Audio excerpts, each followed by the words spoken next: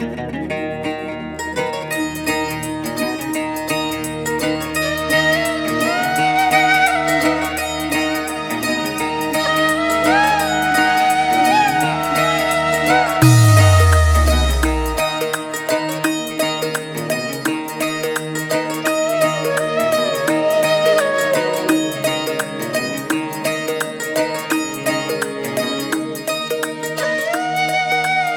जी भाजी, अस्सलाम वालेकुम, सत श्री अकाल।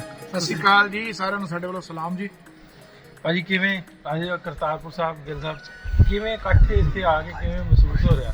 ਪਹਿਲਾਂ ਤੇ ਇੱਕ ਸਾਂਝ ਦੀ ਉਹ ਲੜੀ ਜੀ ਚੱਲ ਮੇਰਾ ਪੁੱਤ ਨੂੰ ਲੈ ਕੇ ਜੀ ਜੀ ਇੱਧਰ ਦੇ ਉੱਧਰ ਦੇ ਐਕਟਰਸ ਇਕੱਠੇ ਹੋ ਕੇ ਬੜਾ ਸੋਹਣਾ ਉਹਦਾ ਉਪਰਾਲਾ ਕੀਤਾ ਤੇ ਹੁਣ ਉਹੀ ਐਕਟਰਸ ਦੀਆਂ ਸਾਰੇ ਲੋਕ ਇੱਥੇ ਪਾਕਿਸਤਾਨ ਬਾਵੇ ਨਾਲ ਦੀ ਧਰਤੀ ਤੇ ਇਕੱਠੇ ਹੋਏ, ਕਿਸ ਤਰ੍ਹਾਂ ਲੱਗ ਰਿਹਾ? ਮੈਂ ਸਮਝਦਾ ਜੀ ਕਿ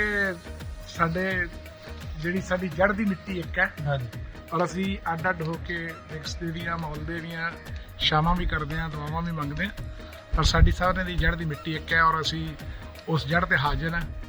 ਔਰ ਬਹੁਤ ਖੁਸ਼ੀ ਹੁੰਦੀ ਹੈ ਕਿਉਂਕਿ ਮੈਂ ਅਦਾਕਾਰ ਦੇ ਤੌਰ ਦੇ ਉੱਤੇ ਪਾਕਿਸਤਾਨ ਟੈਲੀਵਿਜ਼ਨ ਦੇ ਬਹੁਤ ਸਾਰੇ ਜਿਹੜੇ ਪ੍ਰੋਗਰਾਮ ਉਹਨਾਂ ਨਾਲ ਜੁੜਿਆ ਰਿਹਾ, ਦੇਖਦਾ ਰਿਹਾ ਉਹਨਾਂ ਨੂੰ। ਔਰ ਪਾਕਿਸਤਾਨ ਦੇ ਬਹੁਤ ਸਾਰੇ ਅਦਾਕਾਰ ਆਬਦ ਅਲੀ ਸਾਹਿਬ, ਮੁਹੰਮਦ ਕਬੀ ਖਾਨ ਸਾਹਿਬ, ਇਰਫਾਨ ਅਲੀ ਖੂਸਟ, ਖਿਆਮ ਸਰਹੱਦੀ ਸਾਹਿਬ, ਫਿਰਦੌਸ ਜਮਾਲ, ਉਹਨਾਂ ਲੋਕਾਂ ਦਾ ਕੰਮ ਦੇਖ ਕੇ ਮੈਂ ਥੀਏਟਰ ਦੇ ਵਿੱਚ ਆਇਆ ਸੀ। ਔਰ ਉਸ ਤੋਂ ਬਾਅਦ ਮਨ ਦੇ ਵਿੱਚ ਸੋਚਦੇ ਹੁੰਦੇ ਸੀ ਕਿ ਜਲੰਧਰ ਦੂਰਦਰਸ਼ਨ ਦੇ ਉੱਤੇ ਜਾਂ ਜਿਹੜੇ ਸਾਡੇ ਉੱਧਰ ਪ੍ਰੋਗਰਾਮ ਚੱਲਦੇ ਨੇ, ਇਹਦੇ ਜਿਹੜੇ ਅਦਾਕਾਰ ਇਹਨਾਂ ਨੂੰ ਤਾਂ ਕਦੇ ਨਾ ਕਦੇ ਜ਼ਰੂਰ ਮਿਲ ਲਵਾਂਗੇ, ਪਰ ਇਹ ਜਿਹੜੇ PTV ਤੇ ਪ੍ਰੋਗਰਾਮਾਂ ਦੇ ਵਿੱਚ ਅਦਾਕਾਰ ਆਉਂਦੇ ਨੇ ਇਹਨਾਂ ਨੂੰ ਕਦੀ ਮਿਲਾਂਗੇ। ਪਰ ਸੁਪਨੇ ਸ਼ਾਇਦ ਜਿਹੜੇ ਨੇ ਉਹ ਆਉਂਦੇ ਹੀ ਤਾਂ ਨੇ ਕਿਉਂਕਿ ਉਹਨਾਂ ਨੇ ਪੂਰੇ ਹੋਣਾ ਹੁੰਦਾ। ਪਰ ਮੈਨੂੰ ਖੁਸ਼ੀ ਹੈ ਕਿ ਅਸੀਂ ਸ਼ਿਵ ਕੁਮਾਰ ਬਟਾਲਵੀ ਹੋਰਾਂ ਦਾ ਜਿਹੜਾ ਕਾਵਿ ਨਾਟਕ ਸੀ ਲੂਣਾ, ਉਹਨੂੰ ਪੇਸ਼ ਕਰਨ ਵਾਸਤੇ ਅਸੀਂ ਅਲਹਮਰਾ ਦੇ ਵਿੱਚ ਲਾਹੌਰ ਦੇ ਵਿੱਚ 2004 ਦੇ ਵਿੱਚ ਆਏ।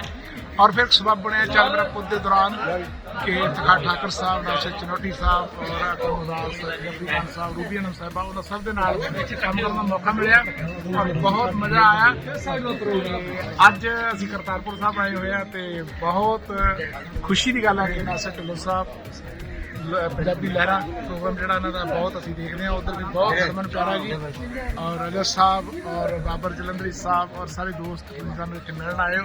ਔਰ ਸਾਡੇ ਲਈ ਇਹ ਜਿਹੜਾ ਦਿਨ ਹੈ ਹੋਰ ਵੀ ਖੂਬਸੂਰਤ ਹੋ ਨਿਬੜਿਆ।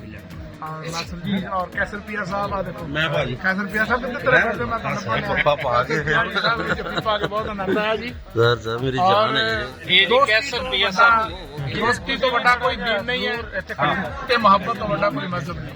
बड़ा अच्छा लगा हरदीप भाजी ਨਾਲ मुलाकात करके, इंज लगा कि रूह ना रूह मिल गई ਜਿਹੜੀ ਮਸਲ ਪਿਛੜੀ ਸੀ रूह।